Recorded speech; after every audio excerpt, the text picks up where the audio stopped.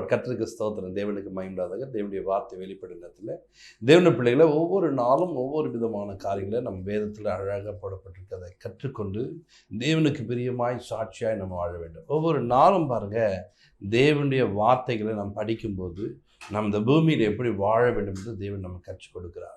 இந்த பூமியிலே நாம் எப்படி நடக்க வேண்டும், இந்த பூமியிலே நம்ம வாழ்கிற நாட்களில் நம்ம இஷ்டமாக எதுவும் வாழ முடியாது. வேதத்தில் நமக்கு நிறைய விஷயங்களை முன்னோர்கள் நடந்து அவர்கள வழிகளை நாம் கற்றுக்கொண்டு நடக்கும்போது தேவன் நமக்கு ஒரு பெரிய காரியங்களை செய்ய வல்லவராக இருக்கிறார். இதனால் கூட யாக்கோபின் புத்தகம் 2ஆம் அதிகாரத்தில் பார்க்கும்போது பாருங்கள், அதில் 4ஆம் வசனத்தை வாசிங்க. உங்களுக்குள்ளே போதகம் பண்ணி தகாத சிந்தனைகளோடு நிதானிக்கிறவராய் இருக்கிறீர்கள் அல்லவா. கவனிங்க, உங்களுக்குள்ளே போதகம் பண்ணி தகாத சிந்தனை உள்ளவர்களாய் நீங்கள் இருக்கிறீங்கன்னு சொல்கிறார். இந்த போதகம் பண்ணுற ஒரு விஷயம், ஒருத்தர் என்ன பண்ணுற ஏற்றத்தாழ்வாய் பார்க்குற ஒரு விஷயம் இருக்கக்கூடாது என்பதை வேதம் நமக்கு கற்றுக் கொடுக்குது. இப்படி ஏற்றத்தாழ்வாய் பார்க்குற ஒரு மனிதனை குறித்து என்ன சொன்னால், அவனுக்குள்ள தகாத சிந்தனை இருக்கலாம். அப்படியாப்பட்ட சிந்தனை இன்றைக்கு அநேகருக்குள்ள இருக்குது. இவர் யார், இவர் ஏன் அங்கே உட்காருங்க, நீங்களும் ஏன் நிற்க வைக்கிறீங்க, இவங்களுக்கே அந்த முக்கியத்துவம் அப்படின்னா, இந்த தகாத சிந்தனை ஒரு மனிதனுக்குள்ள இருக்கும்போது அவனுடைய ஜெபத்தை தேவன் கேட்க மாட்டார். அவன் ஜெபத்துக்கு பதில் வராது. இன்றைக்கு நிறைய பேருக்குள்ளே இந்த தகாத சிந்தனை உள்ளவர்களாய் நீங்கள் மாறுகிறீர்கள். இந்த தகாத சிந்தனையுடன் நடப்பதற்கு ஒவ்வொரு நாளும் உங்களை நீங்கள் பிரயாசப்படுறீங்க. அதை தான் செய்யக்கூடாது என்று யாக்கோபு அறிந்து கொண்டு அதில் சொல்கிறார் பாருங்க, ஒவ்வொரு காரியம் கற்றுக் கொடுக்கும்போது என் சகோதரரே நீங்கள் அப்படி பண்ணக்கூடாது என்பதை கற்றுக் கொடுக்கிறார். முதல் வசனத்தில் ஆரம்பிக்கும்போது 2ஆம் வசனத்தை நீங்கள் வாசிக்கும்போது பிறகு ஏனெனில் பொன் மோதிரமும் மினுக்குள்ள வஸ்திரமும் தரித்திருக்கிற ஒரு மனுஷனும் கந்தையான வஸ்திரம் தரித்திருக்கிற ஒரு தரித்திரனும் உங்கள் ஆலயத்திலே வரும்போது மினுக்குள்ள வஸ்திரம் தரித்தவனை கண்ணோக்கி நீ இந்த நல்ல இடத்தில் உட்காரும் என்றும் தரித்திரனை பார்த்து நீ அங்கே நில்லு அல்லது இங்கே பாதப்படி அண்டையில் உட்காரு என்றும் நீங்கள் சொன்னால். கவனிங்க, இப்ப என்ன பண்றாரு இந்த இடத்துல சொல்லும் போது, ஏனெனில் பொன் மோதிரம் மினுக்குள்ள வஸ்திரம், இப்படி மனிதர்களை நீங்க என்ன பண்ண இங்கே உட்காருங்க, நீங்க இதுல உட்காருங்கன்னு சொல்றோம். அப்போ கந்தையான வஸ்திரம் தரித்தவர்களை நம்ம என்ன பண்றோம்னா, நிறைய நேரத்துல அவனுக்கு கண்டுக்கத்துல நீ அங்கே போய் உட்காரு, வெளியில நில்லு, நான் வரேன் அப்படின்னு சொல்லிட்டு நம்ம பண்ணுறோம். அவருடைய ஒரு உதாசீன பண்ணுகளாய் மாறும். அப்படி இருக்கக்கூடாது என்பதை வேதம் நமக்கு கற்றுக் கொடுக்கிறது. அப்படி இருக்கக்கூடாது என்பதை யாக்கோபு தன்னுடைய புஸ்தகத்தில் என்ன பண்ணுற எழுதி வைத்திருக்கிறார். அதை பரிசுத்தாவினர் நமக்கு என்ன பண்ண எழுதி கொடுக்குறார். இந்த தகாத சிந்தனை உள்ளவர்களை தேவன் தாமே அவர்களை வெறுக்கக்கூடியவராக, தேவனுக்கு பிடிக்காத ஒரு மனிதனாய் மாறுவார். நம்முடைய சிந்தனை சரியில்லை என்பதனால் நம்முடைய வாழ்க்கையில் நாம் குறைப்பட்டு காணப்படுவோம்.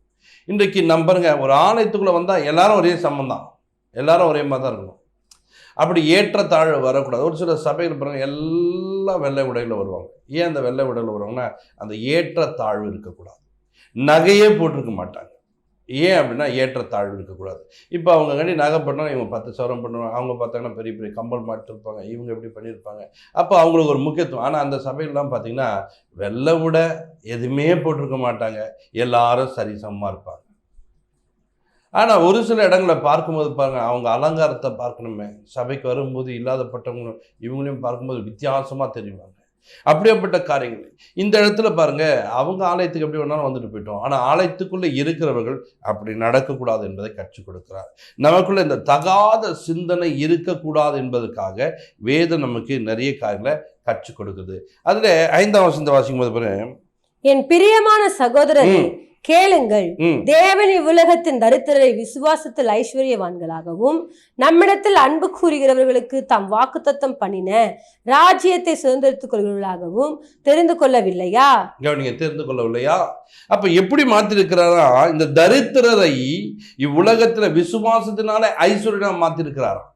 நீங்க தான் தரித்திரரை பாக்குறீங்க. வேதத்துல பார்க்கக்கூடிய மக்கள் எப்படி பார்க்கணும்னா, அவர்கள் ஐஸ்வர்யவான். ஏன்னா தேவன் அவர்களுக்காக மரித்து அவர்களுக்காக ஜீவனை கொடுத்து அவர்களுக்காக எல்லா ஆசீர்வாதங்களும் பெற்று கொடுத்துருக்கிறார். அவர்கள் ஐஸ்வர்யவான். ஆனால் இன்னைக்கு நம்ம எப்படி பார்க்குறோம் ஆலயத்தில்னா, இந்த தகாத சிந்தனை, ஒருத்தன் நல்ல உடைகள் உடுத்தி கொண்டு நகைகளை போட்டுக்கொண்டு காரில் வந்து இறங்கினா அவங்களுக்கு ஒரு தனி கனத்தை கொடுக்குற ஒரு கூட்டமாக நாம் இருக்கக்கூடாது. இந்த தகாத சிந்தனை இருக்குமானால் உன் வாழ்க்கையில் நீ குறைவை சந்திப்பாய். ஏன்னா இவங்களை குறித்து ஏன் அப்படி சொல்கிறாங்க, இந்த தரித்திரை குறித்து. இந்த தரித்திரை பாருங்க, நம்ம நிறைய நேரத்தில் எப்படி பார்க்குறோம், எப்படி பார்த்து கொண்டிருக்கிறோம். அவருடைய உதாசீனப்படுத்துவதே நம்முடைய வேலை. நீ அங்கே போய் நில்லு, நீ அதை எடுக்காது, நான் கொடுக்கும்போது சாப்பிடு, இல்லைன்னா தள்ளி நில்லு, நான் கூப்பிடும்போது வா, சும்மா முன்னாடி வந்து நிற்காத. உடனே அந்த தரித்திரத்தை ஓரங்கட்டத்திலே நம்ம இருப்போம். அந்த தரித்திரரை குறித்து வேதம் என்ன சொல்லுது பாருங்க. அதை கீழே சொந்த வாசிக்கும் போது, தரித்திரர்களை நீங்கள் கனவீனம் பண்ணுகிறீர்கள், ஐஸ்வர்யவான்களோ உங்களை ஒடுக்குகிறார். இந்த ஐஸ்வர்யவானம் பணக்காரனா இருக்கிறவர்கள் பாருங்க, ஆலயத்துக்கு வருவாங்க, நான் சொல்றதை கேட்கணும், நான் சொல்றதை அவர் கேட்கவே மாட்டாரு, நான் சொல்றதை கேட்டாதான் உனக்கு நான் இதெல்லாம் செய்ய முடியும். பாருங்க, அவர்கள் உங்களை ஒடுக்குறார்கள். ஆனா ஐஸ்வர்யவான்களோ எப்படி தெரியுமா, உங்களை ஒடுக்கிறவர்களோடு நீங்க என்ன பண்றீங்க, போய் நிற்கிறீங்க. ஆனா இந்த தரித்திரர்களுக்காக பாருங்க, அவங்க கிட்ட நீங்க என்ன சொன்னாலும் அதை அவர்கள் செய்யக்கூடியவர்களாய் மாறுவார்கள். அவர்கள் உங்களை நேசிக்கிறவர்கள், உங்களை கனம் பண்ணுகிறவர்கள். அவர்கள் பாருங்க, உங்களை எவ்வளவு மதிப்பா கூப்பிடுறாங்க, ஐயா, அண்ணா, சார் அப்படின்னு சொல்லிட்டு மதிப்பா கூப்பிடுவாங்க. ஆனா பணக்காரன் பாருங்க மதிக்கவே மாட்டாங்க. இன்றைக்கு நாம் அவர்களோடு பாருங்க உறவு வைத்துக் கொண்டு அவரோடு இப்படியாப்பட்ட தகாத சிந்தனை வைத்து கொள்ளக்கூடாது. அதுக்கு பணக்காரர்கள்னா உதாசீனப்படுத்தலாமா? இல்லைங்க, சரிசமமா பாருங்கன்றார் வேதத்துல. நீங்கள் சரிசமமா எண்ணுங்க. நீங்க ஒருத்தர் என்ன பண்ணீங்க, ஏற்ற தாழ்வோடு பார்க்காதீங்க. அப்படி பார்ப்பது ஆலயத்துல சரியில்லை என்று சொல்லுகிறார். இன்னைக்கு பாருங்க, நிறைய காரியங்கள்ல இந்த நல்ல கனமா, அதாவது பணம் வைத்து கொண்டிருக்கிறவர்கள், அதாவது பார்த்தீங்கன்னா அவங்க நல்ல பணக்காரராக இருக்காங்க, செல்வராக இருக்காங்கன்னா அவங்களுக்கு ஒரு முக்கியத்துவம் கொடுப்பதே ஒரு கூட்டத்துக்கு வேலையாக போயிடுச்சு. ஆனால் அவர் தரித்திரர்கள் தான் உங்களை கனம் பண்ணுகிறார்கள் என்று சொல்லுகிறார். அந்த தரித்திரருக்கு ஒரு முக்கியத்துவம் கொடுக்க வேண்டியது நம்முடைய வேலை. அல்லேலூயா. கவனிங்க, 7ஆம் வசனம் வாசிக்கும்போது, உங்களுக்கு தரிக்கப்பட்ட நல்ல நாமத்தை அவர்கள் அல்லவோ தூஷிக்கிறார்கள். உங்களுக்கு தரிக்கப்பட்ட நல்ல நாமத்தை அவங்க தானே தூஷிக்கிறாங்க. உங்களுக்கு உண்டான எல்லா காரியத்தையும் அவங்க தானே தூஷிக்கிறாங்க. யார் தூஷிக்கிட்டு? அதுக்கு மேல இருக்க வசனத்துல பார்க்கும்போது அவர்கள் பாருங்க, யார் உங்களை ஒடுக்குகிறார்களோ, யாரை நீங்கள் கனத்தோடு பார்க்கிறீங்களோ, ஒரு ஐஸ்வர்யவான் இப்படி இருக்கிறான், இவன் மினுக்குள்ளவன், இவன் மோதம் தரித்து கொண்டவன், இவன் எப்படி இருக்கான் அப்படிக்கான உயர்வை பார்க்குறீங்க, அவர்கள் தான் உங்களை தூஷிக்கிறவர்களாய் காணப்படுறார். அந்த தூஷிக்கிறவர்களுக்கு ஒரு மனிதன் ஒரு முக்கியத்துவம் கொடுக்கிறான். அந்த தூஷிக்கிறவர்களை ஒரு உயர்வாய் பார்க்கிறான். ஆனால் அவனை கனம் பண்ணுகிற அந்த ஏழையை, என்ன கனம் பண்ணுகிற அந்த தரித்திரவானை நீங்கள் என்ன பண்ணதில்ல, கனவீனம் பண்ணுவதே, அவங்கள பொருட்டா மதிப்பதே இல்லை. அப்படி இருக்கக்கூடாது என்று வேதம் உங்களுக்கு கற்றுக் கொடுக்குது. இன்றைக்கு வேத வாக்கியத்தை நீங்கள் பிடித்துக்கொண்டு வேதத்தின்படி வாழ்வதற்கு நீங்கள் முயற்சி எடுக்க வேண்டும். அல்லேலூயா. இப்போ 8ஆம் வசனம் வாசிக்கும் போது பாருங்க, உன்னிடத்தில் நீ அன்பு கூறுவது போல பிறனிடத்திலும் அன்பு கூறுவாயாக என்று வேத வாக்கியம் சொல்லுகிற ராஜரீக பிரமாணத்தை நீங்கள் நிறைவேற்றினால் நன்மை செய்வீர்கள். இல்ல கவனிங்க, உன்னிடத்தில் அன்பு கூறுவது போல பிறனிடத்திலும் அன்பு கூறுவாயாக என்று வேதம் சொல்லுகிறது. அதுதான் ராஜரீக பிரமாணமா. இந்த ராஜரீக பிரமாணத்தை உன்னை கனம் பண்ணுகிற நீங்க என்ன பண்ணுமா, கனம் பண்ணவங்களாய் மாற வேண்டும். இந்த ஏழைகள் தரித்திரவான்கள் உங்களை கனம் பண்ணுகிறார்கள். அந்த கனம் பண்ணுகளுக்கு ஒரு முக்கியத்துவம் கொடுக்க வேண்டும். அவர்கள் என்ன பண்ணுங்க, உன்னிடத்தில் அன்பு கூறணும், நீ என்ன பண்ண, நீ அன்பு கூற வேண்டும் சொல்லுது. உன்னிடத்தில் அன்பு கூறுவது போல நீ பிறனிடத்தில் அன்பு கூறுவாயாக சொல்லு. அப்போ நிறைய நேரங்களில் இந்த ராஜரீக பிரமாணத்தை நாம் கடைப்பிடிப்போம் என்று சொன்னால், நாம் கடைப்பிடித்து வாழும் என்று சொன்னால், தேவன் நம்மளை கொண்டு ஒரு பெரிய காரியங்களை செய்ய வல்லவராக இருக்கிறார். இன்றைக்கு நிறைய நேரங்களை பாருங்க, எல்லா சத்தியமும் கேட்போம், எல்லா மாத்திரம் கேட்போம், அந்த ஏற்ற தாழ்வோட பார்ப்போம் அப்படின்ற ஒரு கூட்டமாக இருப்பீங்கன்னு சொன்னால், அந்த ஏற்றத்தாழ்வு உன்னுடைய ஜெபம் கேட்கப்படாமல், நீ ஜெபத்தில் ஒரு காரியத்தை பெற்றுக்கொள்ள முடியாமல் உன்னுடைய காரியங்களை நீ குறைப்பட்டவனாய் மாறிவிடுவாய். இன்றைக்கி நிறைய பேரோட ஜெபம் கேட்கப்படவில்லை. நான் எவ்வளோ ஜெபம் பண்ணாலும் ஒன்றுமே நடக்க மாட்டேங்க, என்னன்னு தெரியலங்க. நிறைய உனக்குள்ள என்ன பண்ண தகாத சிந்தனை இருக்கிறது. இந்த சிந்தையை நீ மாற்று. இப்படி அப்படி சிந்தனை வேண்டாம். இந்த சிந்தனை இருக்குமானால் உன் ஜெபத்துக்கு பதில் வராது, ஜெபத்தை கேட்க மாட்டார். யாக்கோபில 4ஆம் அதிகாரத்தை எடுத்துக்கொண்டு 3ஆம் வசனத்தை நீங்க வாசிப்பீங்கன்னு சொன்னா, நீங்கள் விண்ணப்பம் பண்ணியும் உங்கள் இச்சைகளை நிறைவேற்றும்படி செலவழிக்க வேண்டும் என்று தகாத விதமாய் விண்ணப்பம் பண்ணுகிறபடியினால் பெற்றுக்கொள்ளாமல் இருக்கிறீர்கள். தகாத விதமான ஒரு விண்ணப்பம் நீங்கள் விண்ணப்பம் பண்றீங்க. நீங்க விண்ணப்பம் பண்ணி என்ன பண்றீங்க, அதற்காக நேரங்களை செலவழிக்கிறீங்க, ஜபிக்கிறீங்க. ஆனால் ஜபம் என்ன பண்ணல, தகாத விதமான ஒரு ஜபம். இந்த தகாத விதமான என்ன, உனக்குள்ள எப்போ சிந்தனையில தகாதவைகள் இருக்குதோ அதனுடைய செயல் எப்படி காட்டினா உன் ஜபத்தை தகாத விதமாய் மாற்றிவிடும். உன் ஜபத்துல சரியான பதில் கிடைக்காது, உன் ஜபத்துக்கு பலன் வராது. இன்றைக்கு நிறைய பேருடைய ஜபங்கள் கேட்கப்படாமல் இன்னைக்கும் பாருங்க பிரச்சனையோடய வாழ்ந்துங்க. ஏன் இந்த பிரச்சனை யோசிச்சு பாருங்க. கொஞ்சம் அந்த வசனத்தை நீங்கள் பார்க்கும்போது பாருங்க, விண்ணப்பம் பண்றாங்கன்னா விண்ணப்பம் பண்ணாங்களா, ஆனா விண்ணப்பம் பண்ணா பதில் மாத்திரம் வர மாட்டேதான். ஏன், எதனால யோசிச்சு பார்க்கணும். அவர்கள் தகாத விதமான விண்ணப்பம். இந்த தகாத விதமான விண்ணப்பத்தை நான் பண்ணாதபடிக்கு, அப்ப தகாத விதமான விண்ணப்பத்தை நான் பண்ணக்கூடாதுன்னா என் சிந்தையில தகாத விதமான காரியங்கள் இருக்கக்கூடாது. ஒருவரை ஒரு மாதிரியும் இன்னொருத்தர் மாதிரியும் ஒரு மாதிரி பார்க்கிறது சரியல்ல. ஒருவன் பணக்காரனை அப்படி பார்ப்பது, ஏழை எப்படி பார்ப்பது என்று நான் பார்ப்போம் என்று சொன்னால் இதுதான் தகாத சிந்தனை. ஆனால் நிறைய பேருக்கு இப்படிலாம் நடக்குது ஒரு பிரச்சனையான்னு சொல்லிட்டு யோசிப்பீங்க. ஆனால் இந்த பிரச்சனை தான் எங்கே கொண்டு போகுதுன்னா உன்னை தகாத சிந்தை உள்ளவனாய் மாற்றுது. இந்த தகாத சிந்தனை உன்னை எங்கே கொண்டு போகிறது பார்த்தீங்கன்னா, கவனிங்க, ஜபம் மேலே போகாமல் தேவனிடத்தில் போய் சேராமல் உன் ஜபத்துக்கு தேவனை பண்ண முடியல, செவி கொடுக்க முடியவில்லை. உன் ஜபத்தை தேவன் கேட்க முடியாத ஒரு ஜபமாய் மாறுது. அப்படி மாறாதபடிக்கு நீங்கள் என்ன பண்ண, ஒவ்வொரு நாளும் உங்களுடைய ஜபம் தேவனுக்கு உகந்ததாய் மாற, தேவனுக்கு பிரியமாக இருக்க உங்களை என்ன பண்ணுங்க, தாழ்த்தி தேவனுக்கு பிரியமாய் நடந்து கொள்ள கற்றுக்கொள்ளுங்க. தேவன் உங்களை ஆசீர்வதிக்க, தேவன் உங்களை வழிநடத்த அவர் வல்லவராக இருக்க. 1 தீமோத்தேயுல 5:13 வாசிக்கும் போது பாருங்க. அதுவும் அல்லாமல் அவர்கள் சோம்பல் உள்ளவர்களாய் வீடு வீடாய் திரிய பழகுவார்கள்.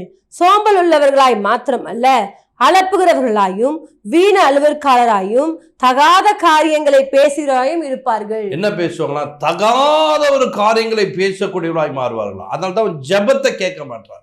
எப்போ உன் சிந்தனை தகாதவைகளாய் மாறியதோ, உன் சிந்தனையில் தகாத காரியங்கள் வந்ததோ, நீ எப்போ ஏற்ற தாழ்வை பார்க்குறியோ உன் பேச்சு எப்படி மாறுது தெரியுமா? அப்படி ஏற்ற தாழ்வாய் பார்க்கிற தகாத வார்த்தைகளை பேசுகிறவாய் நீ மாறிடுவாய். அப்படி மாறாதபடிக்கு நீ என்ன பண்ணும், ஒவ்வொரு நாளும் தேவனுக்கு உகந்ததை தேட வேண்டும். தகாத பேச்சு எனக்குள்ள வரக்கூடாது, தகாத விதமான ஜபம் வரக்கூடாது, தகாத விதமான சிந்தை எனக்குள்ள வரக்கூடாது என்பதை நீங்கள் என்ன பண்ண, ஒவ்வொரு நாளும் எண்ணி பார்த்து அந்த காரியங்களில் குறைவாக இருக்கிறத நீங்கள் மாற்றிக்கொள்ள வேண்டும். அந்த வசனத்தை வாசிக்கும் போது அதில் பாருங்க, அதுவும் அல்லாமல் அவர்கள் சோம்பல் உள்ளவர்களாய், கவனிங்க, எப்படி சோம்பல் உள்ளவர்களாய் காணப்படுகிறார்கள். வீடு வீடாய் திரிய பழகுவார்கள். கவனிங்க, யாருக்கிட்ட என்ன கதை பேசலாம், வீடு வீடான்னு தெரியும். சோம்பல் உள்ளவர்களாய் மாத்திரமல்ல, அலப்புகிறவர்களாயும் வீண் அளவர் காரியங்களாயும் தகாத காரியங்களை பேசுகிறாயும் இருப்பார்கள். அவன் தகாத காரியம் செய்யறவன் சோம்பேறியா இருப்பான், வீடு விடா தெரியுவான். அவன் சோம்பலா இருக்கிறது மாத்திரம் இல்லை, அவன் என்ன பண்ணுவான், எங்கெல்லாம் போய் யாருக்கிட்டலாம் என்ன பேசலான்னு சொல்லிட்டு ஒரு ஏற்ற தாழ்வுகளை எப்பொழுதும் உண்டு பண்ணி கொண்டே இருப்பான். யாரை பத்தினா ஏதாவது ஒன்று பேசிட்டு இருப்பான். இப்படியாப்பட்ட ஜபம் கேட்கப்படுமா? இன்னைக்கு நிறைய பேர் வீடு வீடெல்லாம் போறது இல்லைங்க. முதல்ல வீடு வீடாக போயிட்டு எப்படி இருக்கீங்கம்மான்னு சொல்லிட்டு பேசிட்டு என்ன பண்ணுவோம் வந்துட்டு இருப்பாங்க. ஆனால் இன்றைக்கி அப்படிலாம் பேசுக்கிட்ட எல்லாரும் எப்படி பேசுகிறாங்கன்னா, ஒரு ஃபோன் எடுத்து யாராக இருக்குது நம்பர் போட முடியும் போட்டு என்ன பண்ணுது, தொண பேசி மணிக்கணக்காக பேசி யாரை பற்றினா என்ன குறைவாக பேசி, நேற்று அந்த கல்யாணத்துக்கு போனேன், நேற்று இந்த இடத்துக்கு போனேன், நான் அதை செஞ்சேன் இதை செஞ்சேன், நீ ஏன் வரல, நம்ம ஊரில் தான் ஏன் அது மாதிரி இருக்குது, ஏன் எப்படி இருக்குன்னு சொல்லிட்டு மற்றவர்களை ஏற்ற தாழ்வாய் பார்த்து ஒருவரை குறைவுபடுத்தி பேசுவதே உங்களுடைய வேலையா நீங்க எடுத்தீங்க. இந்த சிந்தை உள்ளவருடைய ஜபம் கேட்கப்படாது.